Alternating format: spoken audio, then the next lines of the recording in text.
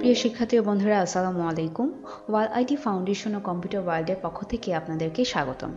আপনারা যদি আমাদের চ্যানেলে নতুন হয়ে থাকেন, এখনই সাবস্ক্রাইব করে বেল বাটনটি ক্লিক করুন। তো চলুন আজকের ভিডিওটি শুরু করা যাক।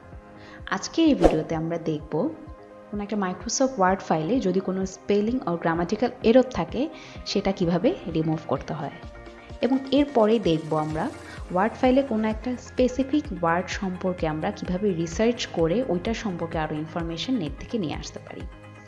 এবং লাস্টলি দেখব আপনি কোনো একটা মাইক্রোসফট ওয়ার্ড ফাইলের স্পেসিফিক কোনো অংশ আপনি রেস্ট্রিক্ট করে দিতে চাচ্ছেন, ওর স্পেসিফিক কোনো অংশেই শুধু অন্য কেউ এডিট করতে পারবে এরকম একটা অপশন আপনি অ্যাপ্লাই করতে চাচ্ছেন, সেটা কিভাবে করতে পারেন। ফার্স্ট একটা ওয়ার্ড ফাইল ওপেন করলাম। এরপর এখানে দেখেন আমাদের মাইক্রোসফট এরপরে যে ওয়ার্ডটা আছে সেই ওয়ার্ডটার নিচে একটা রেড কালার দাগ দেওয়া আছে, তার মানে এই বানানটা ভুল। সেমভাবে এখানেও ইটের পরে একটা ওয়ার্ড আছে, এই ওয়ার্ডের বানানটা ভুল দেখাচ্ছে।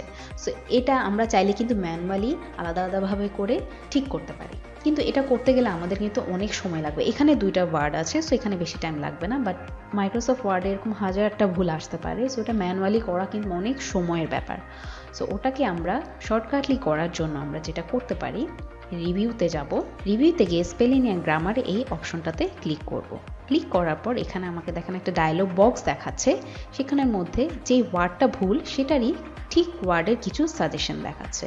যেমন আমার লাগবে হচ্ছে এই ওয়ার্ডটা, সো এই ওয়ার্ডটাকে ক্লিক করে আপনি চেঞ্জ অপশনটায় ক্লিক করবেন।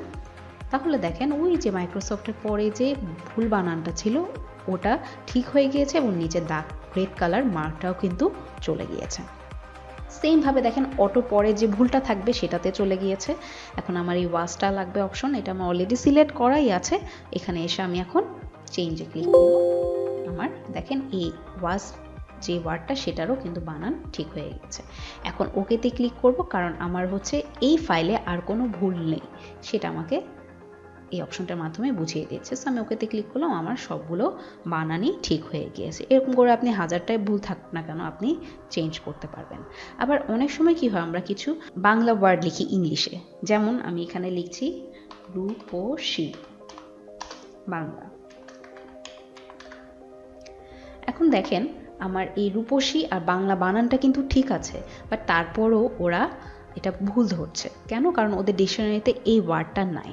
সো আমাদের এই রেড মার্কটা রিমুভ করতে হলে আমাদের কি করতে হবে, এই ওয়ার্ডটার উপরে রূপসী ওয়ার্ডের উপর কার্সারটা রেখে দেন স্পেলিং অ্যান্ড গ্রামারে যাব।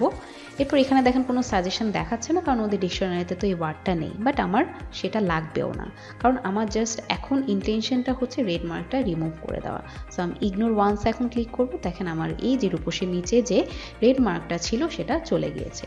এরপর এখানে বাংলা ওরা বানান ভুল না হলেও ওরা যেটা বুঝাচ্ছে যে এখানে আমাদের বাংলা লেখাটার ফার্স্টে হচ্ছে আমাদের বিটা বড় হাতের হবে। সো আপনি চাইলে এটা এই বাংলা ওয়ার্ডটাতে ক্লিক করে চেঞ্জে ক্লিক করতে পারেন, আর আপনি যদি এভাবেই রাখতে চান মানে ছোট হাতের বিটাই থাকবে, তখন হচ্ছে জাস্ট ইগনোর ওয়ান্সে ক্লিক করবেন, দেখেন ওটা ঠিক হয়ে যাবে।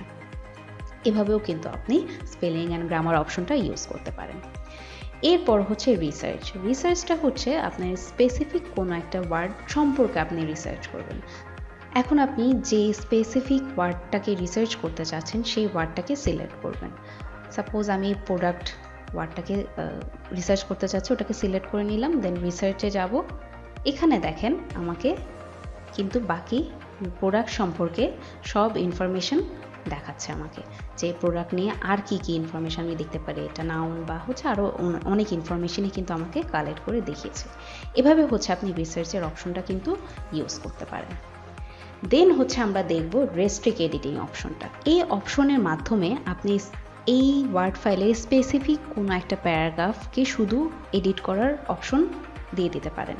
মানে আমি চাচ্ছি শুধুমাত্র আমার এই ফাইলটা যে দেখবে শুধুমাত্র এই প্যারাগ্রাফটুকুই সে এডিট করতে পারবে চাইলে, আর বাকি যা থাকবে সেই বাকিটুকু লেখা সে আর কোনো এডিটিং করতে পারবে না, শুধুমাত্র সে পড়তে পারবে। সো এরকম অপশন যদি আপনি ইউজ করতে চান, আগে স্পেসিফিক ওই প্যারাগ্রাফটুকু সিলেক্ট করে নেবেন, তারপর রেস্ট্রিক্ট এডিটিংয়ে যাবেন। তারপরে এখানে এসে আপনি দেখেন ফরম্যাটিং রেস্ট্রিকশনস, এখানে হচ্ছে আপনি লিমিট করে দিতে পারেন, সে যে এডিটিং করবে সেটা লিমিটেশন দিয়ে দিতে পারেন, বা চাইলে আপনি সবগুলো যদি কোনো লিমিটেশন না দিতে চান তখন আর এই অপশনটায় ক্লিক করবে না। সাপোজ আমি এখন লিমিটেশন দিয়ে দিলাম, তারপর অ্যালাউ অনলির এই অপশনটাতে ক্লিক করে দিব, এডিটিংয়ের যে অপশনটায়। তারপর এখান থেকে এসে আমি রিড অনলি দিয়ে দিলাম, আর এখানে এসে এভরিওয়ানে ক্লিক করে দিলাম। এখন এসে আমি ইয়েস স্টার্ট ইনফোর্সিং প্রোটেকশন এই অপশনটাতে ক্লিক করব। ক্লিক করার পর এখন আমাকে একটা পাসওয়ার্ড দিতে বলছে, আমি একটা পাসওয়ার্ড দিয়ে দিলাম। পরের বক্সে এসে এখন সেম পাসওয়ার্ডটাই টাইপ করলাম, তারপরে এসে ওকেতে ক্লিক করলাম। এখন দেখেন আমার এই প্রোটেকশনটা কিন্তু অন হয়ে গিয়েছে। এখন আপনি যখন ওই যে স্পেসিফিক ওইটা বাদে যখন বাকি অন্য প্যারাগ্রাফে আপনি রাখবেন কার্সার, আপনি টাইপ করতে চান, দেখেন আপনার কিন্তু কোনো টাইপিং কাজ করছে না। বাট আপনি যে স্পেসিফিক প্যারাগ্রাফটুকু সিলেক্ট করেছেন ওখানে যদি কার্সার রাখেন, দেখেন ওখানে কিন্তু আপনি লিখতে পারছেন। বা আপনি যখন এডিটিং করতে যাবেন, দেখেন এই হোমের এই ট্যাবগুলো কিন্তু ওপেন হয়নি কেন? কারণ আমি ওই যে ফরম্যাটিংয়ের ওখানে আমি রেস্ট্রিকশন দিয়ে দিয়েছি, এই জন্য বাকি এই অপশনগুলো আমার ওপেন হচ্ছে না, লিমিট করে দিয়েছি। দেখে তো আপনি চাইলে এখান থেকে স্টাইলও চেঞ্জ করতে পারেন। এভাবে হচ্ছে কি আপনি রেস্ট্রিক্ট এডিটিং অপশনটা ইউজ করতে পারেন। শুধুমাত্র স্পেসিফিক প্যারাগ্রাফ, আপনার এই ফাইলটা যেই ওপেন করবে শুধুমাত্র স্পেসিফিক এই প্যারাগ্রাফটুকুই সে এডিটিং করতে পারবে, বাকি যা থাকবে সে কোনো এডিটিং করতে পারবে না, জাস্ট রিড করতে পারবে। এখন এই এডিটিংটা যদি আপনি অফ করে দিতে চান, মানে রেস্ট্রিকশনটা আপনি অফ করে দিতে চাচ্ছেন, তখন এসে স্টপ প্রোটেকশন অপশনটায় ক্লিক করবেন, পাসওয়ার্ডটাতে লিখবেন, তারপরে ওকেতে ক্লিক করবেন। দেখেন এখন আর কোনো রেস্ট্রিকশন নাই, এখন আপনি বাকি যেখানে ইচ্ছা সেখানে কিন্তু লিখতে পারছেন। আরেকটা অপশন আমরা একটু দেখি, যেটা হচ্ছে যে ফরম্যাটিংয়ের যে রেস্ট্রিকশনটা এখানে ক্লিক করা ছিল দেখি ওই যে হোম ট্যাবের বাকি অপশনগুলো কিন্তু আমার ওপেন হয়নি। এখন যদি সেটা আপনি ক্লিকটা উঠায় দেন, এখানে এসে এখন আবার ইয়েসে ক্লিক করেন, আমরা আবার পাসওয়ার্ড দিই, পাসওয়ার্ডটা কনফার্ম করি, দেন এসে ওকেতে ক্লিক করি। এখন দেখেন আমি যদি এখন হোমে যাই, দেখেন এখন কিন্তু ওই যে যতটুকু আমি রেস্ট্রিক্টেড করে দিয়েছিলাম এডিটিংয়ের জন্য, এই হোমের অপশনগুলো কিন্তু এখন ওপেন হয়ে গিয়েছে। সো আপনি চাইলে এভাবে লিমিট করেও দিতে পারেন, আবার লিমিটটা উঠায়ও দিতে পারেন। সো এভাবে হচ্ছে আপনি রেস্ট্রিক্ট এডিটিং যে অপশনটা সেটা ইউজ করতে পারেন। তো আজকের ভিডিও এতটুকুই ছিল, নেক্সট ভিডিও দেখার জন্য আমন্ত্রণ রইল। ধন্যবাদ।